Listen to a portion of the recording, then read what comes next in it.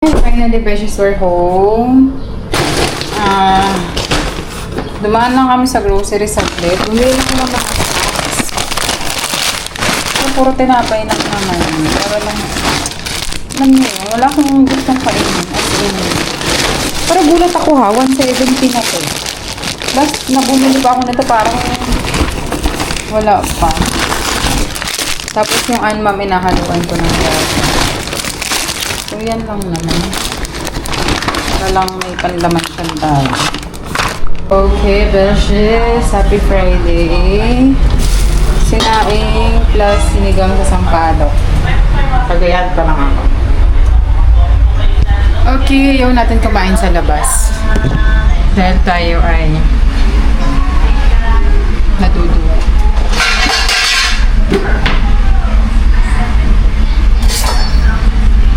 So, it's me cooking my own food. Grabe init mga beshi. Sobra. So, nagagayat naman akong labanos. Survive ang sinigang with natural ingredients. So, alam nyo na, lahat kami dito magkakaroon ng gatas. Dahil kung anong ulam ko, yun din ang ulam nila. Hi, Beshies. So, nakapahinga na naman tayo. Nag-isa na naman po si Benji. Ayaw talaga ng amoy ng ginisa. Ang alutuin ko ngayon ay upo. Bulang lang na upo na may manok. Pero, gusto ko siyang i-prito, Benji. Pero inaisip ko pa lang, hindi ko talaga kaya. So, sana hindi siya maging malansa. Galinis ako. Nakapahinga na ako ulit. So, ganun lang yung gawa natin. Pag galing kami sa labas, mamahinga ako. Dito kayo. Tapos, yan. Tsaka ako galuto. After magluto, pahinga ulit. So, ganun lang muna. Baka ay bebe. Tada! Walang laman. Puro tinapay pa rin. May gamot. So, nakakaumay yung maraming laman. Plus, syempre, magastos. So, yan lang muna. Magawa ng chicken sandwich din. Ang problema ko rin, ayoko talaga ng amoy, mga besh. Kailangan ko lang kainin yung mango. So, yung amats natin may orange juice, pero wag natin ubusin dahil baka naman tumaas ang sugar natin. Alalay lang din sa food. Okay, gasaing muna. Beshies! Looking good naman, pero hindi ko pa natitikman. Later na lang. Wala, hindi natin kaya mag-gisa. That's my struggle. Na? Ayaw ni baby ng mantika. Gusto niya ay ano lang, sabaw. Erika, ang tanong, what's next? Magbalik bansa ang apat sa members. Morning, Beshies, pero mag-11 na yan. Sobrang init talaga dito sa sala namin for some reason. Para ka talagang inahor mo. Gusto ko lang manood ng TV. Ayan, status mo. Kasi ito. Pero sobrang init. Naligo na ako. Ito yung magagawa na naman dito sa ano namin. Sa tag dito? Sa CR, gawa na nagalig na naman yung tubig sa baba. So, inaasig ako. Gawa na, parang pangit yung pagkakain ng parang gatas. Kailangan ko siyang i-utop feeling ko. Nabangus.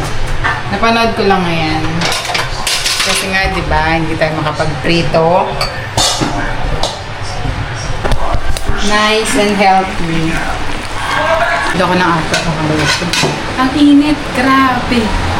Alam nyo, hindi kayo matagal din sa salang ari. Sobrang init talaga. After nito, magpapalit ako ng damit. Gawa ng pinagpawisan ako sa pagluto. Lagi talaga ako may towel ngayon. Nasandok pa si Papa Bench ng ulam natin. Gusto ko ipakita sa inyo. Puto ito mga be. Hindi pwede yung mga half cook. Hindi siya masyado maasim. Sakto lang. So, clean eating kami in short. Wala yung mga pampasarap or whatever. Ayoko talaga.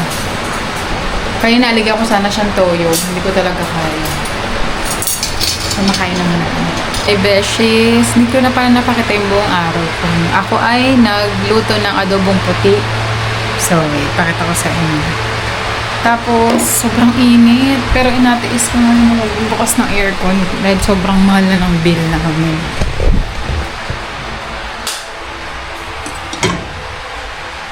Ayan. So, magpatay tayo ng ilaw. Nanonood na lang muna ako. So, ganun lang naman yung mga days natin. Pahipahinga lang muna. Aray ko. Okay, beshes. Nakakatawa. Ay, naiiyak ako. Kasi gusto kong kumain. Pero, ayun. Nasusuka ako. Gusto ko. My God. Wala lang. Share ko lang. Tapos ayoko naman umiyak. Ang OA. May pagkain naman dito. Kailangan din mo siya kayang kainin. Oh my God. So, share ko lang. Naiiyak ako dahil gusto ko kumain. Pero, pag naamoy ko yung pagkain, ayoko siya. As in, kahit yung mantika, ayoko. Ay, parang baliw. Yun lang, share ko lang. So, is this the sign of the hip?